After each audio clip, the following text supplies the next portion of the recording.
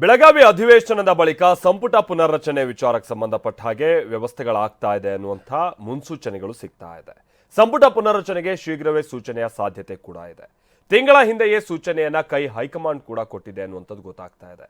ಆದರೆ ಈ ಬಗ್ಗೆ ಹೈಕಮಾಂಡ್ ಬಳಿ ಸಮಯವನ್ನ ಮುಖ್ಯಮಂತ್ರಿಗಳು ಕೋರಿದ್ದರು. ಅಧಿವೇಶನದ ಬಳಿಕ ಸಂಪುಟ ಪುನರ್ರಚನೆ ಬಹುತೇಕ ಫಿಕ್ಸ್ ಅನ್ನುವಂಥದ್ದು ತಿಳಿದು ಬರ್ತಾ ಇದೆ.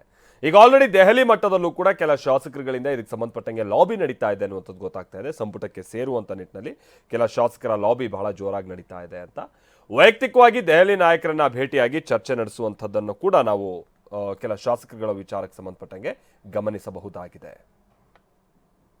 ಹೌದು, ಬೆಳಗಾವಿಯ ಅಧಿವೇಶನದ ಬಳಿಕ ರಾಜ್ಯ ಸಚಿವ ಸಂಪುಟ ಪುನರ್ರಚನೆ ವಿಚಾರಕ್ಕೆ ಸಂಬಂಧಪಟ್ಟಂಗೆ ಎಲ್ಲ ವ್ಯವಸ್ಥೆಗಳಾಗ್ತಾ ಇದೆ.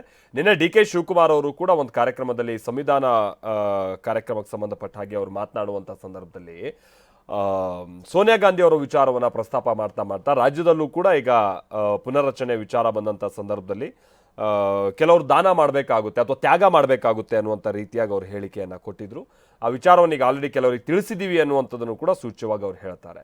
ಸೊ ಅದು ಕೇವಲ ಅವ್ರ ಮಾತಿಗೆ ಮಾತ್ರ ಸೀಮಿತ ಆದಂಥದ್ದಲ್ಲ, ಕಾಂಗ್ರೆಸ್ ಪಕ್ಷದೊಳಗೆ ಈ ತೆರನಾದಂಥ ಪ್ರಕ್ರಿಯೆಗಳು ಶುರು ಆಗಿದೆ ಅನ್ನುವಂಥದ್ದು ಗೊತ್ತಾಗ್ತಾ ಇದೆ.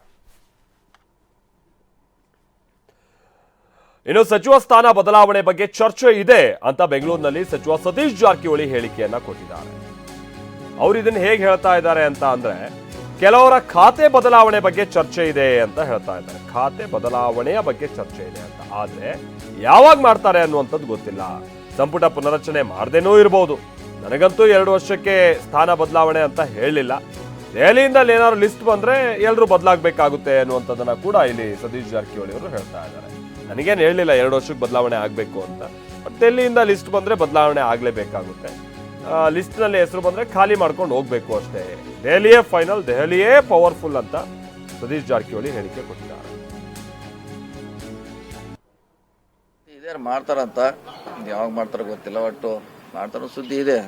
ಮಾಡಬೇಕು, ಕೆಲವ್ರನ್ನ ಬದಲಾವಣೆ ಮಾಡಬೇಕು, ಖಾತೆ ಬದಲಾವಣೆ ಮಾಡೋದು ಚರ್ಚೆ ನಡೀತಾ ಇದ್ದಾರೆ.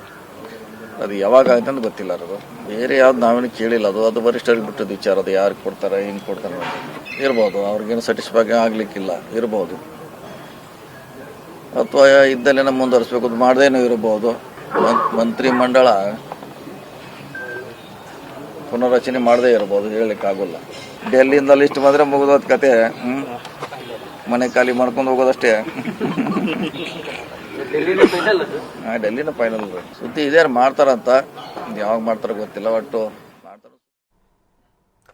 ಇನ್ನು ಸಚಿವ ಸಂಪುಟ ಪುನರ್ರಚನೆ ಬಗ್ಗೆ ಡಿಸಿಎಂ ಕೂಡ ಸುಳಿವನ್ನ ಕೊಟ್ಟಿದ್ರಲ್ಲ, ಆ ವಿಚಾರವಾಗಿ ಗೃಹ ಸಚಿವ ಡಾಕ್ಟರ್ ಜಿ ಪರಮೇಶ್ವರ್ ಹೇಳಿಕೆಯನ್ನ ಕೊಟ್ಟಿದ್ದು, ಸಂಪುಟ ಬಗ್ಗೆ ಹೈಕಮಾಂಡ್ ನಾಯಕರ ಜೊತೆ ಚರ್ಚೆಯನ್ನ ಮಾಡಲಾಗುತ್ತೆ, ಹೆಚ್ಚಿನ ಮಾಹಿತಿ ನನಗಂತೂ ಗೊತ್ತಿಲ್ಲ ಅಂತ ಪರಮೇಶ್ವರ್ ಹೇಳಿದ್ದಾರೆ.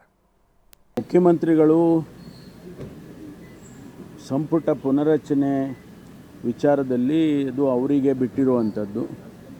ಅವರು ಪ್ರದೇಶ ಕಾಂಗ್ರೆಸ್ ಸಮಿತಿ ಅಧ್ಯಕ್ಷರನ್ನು ಕನ್ಸಲ್ಟ್ ಮಾಡಿಕೊಂಡು ಮಾಡ್ತಕ್ಕಂಥ ಪದ್ಧತಿ. ಅವರಿಬ್ಬರು ಯಾವ ತೀರ್ಮಾನಗಳು ತಗೊಳ್ತಾರೆ ನಮ್ಗೆ ಗೊತ್ತಿಲ್ಲ. ಹೈಕಮಾಂಡ್ನವ್ರ ಜೊತೆ ಚರ್ಚೆ ಮಾಡಿ ಮಾಡಬೇಕು. ಅದನ್ನು ಯಾವ ರೀತಿ ಅವರು ಮಾಡ್ತಾರೆ ಅಂತ ಗೊತ್ತಿಲ್ಲ ನನಗೆ. ಅವರು ಅಧ್ಯಕ್ಷರಿದ್ದಾರೆ, ಏನು ಅವರೇನು ಮೆಸೇಜ್ಗಳು ಕೊಟ್ಟಿದ್ದಾರೆ ಗೊತ್ತಿಲ್ಲ. ಮುಖ್ಯಮಂತ್ರಿಗಳು ಮತ್ತೊಂದು ಕಡೆ ಸಚಿವ ಸಂಪುಟ ವಿಸ್ತರಣೆ ಕುರಿತು ಅಥವಾ ಪುನರ್ರಚನೆ ಕುರಿತು ಯಾವುದೇ ಬೆಳವಣಿಗೆ ಇಲ್ಲ ಅಂತ ಶಿವಮೊಗ್ಗದಲ್ಲಿ ಆರೋಗ್ಯ ಸಚಿವ ದಿನೇಶ್ ಗುಂಡೂರಾವ್ ಹೇಳಿಕೆಯನ್ನ ಕೊಟ್ಟಿದ್ದಾರೆ. 2 ವರ್ಷದ ಅವಧಿಯ ಬಳಿಕ ಸಂಪುಟ ಪುನರ್ರಚನೆ ಮಾಡಿದ್ರೆ ಸೂಕ್ತ. ನಾವೇ ಇಲ್ಲಿರಬೇಕು ಅಂತೇನಲ್ಲ, ಇನ್ನೊಬ್ರು ಬರಬಾರ್ದು ಅಂತಾನೂ ಕೂಡ ಅಲ್ಲ. ಬೇರೆಯವರಿಗೂ ಅವಕಾಶ ಸಿಗುತ್ತೆ, ಎಲ್ಲರೂ ಸಿದ್ಧರಾಗಿರ್ಬೇಕು. ಬಟ್ 2 ವರ್ಷ ಆದ ನಂತರದಲ್ಲಿ ಆದ್ರೆ ಒಳ್ಳೇದು ಅಂತ ಹೇಳ್ತಾ ಇದ್ದಾರೆ. ಸಂಪುಟ ವಿಸ್ತರಣೆ ಬಗ್ಗೆ ಏನು ಸದ್ಯಕ್ಕೆ ಡೆವಲಪ್ಮೆಂಟ್ ಏನಿಲ್ಲ, ಅದ್ರದ್ದು ಸದ್ಯಕ್ಕೆ ಡೆವಲಪ್ಮೆಂಟ್ ಇಲ್ಲ.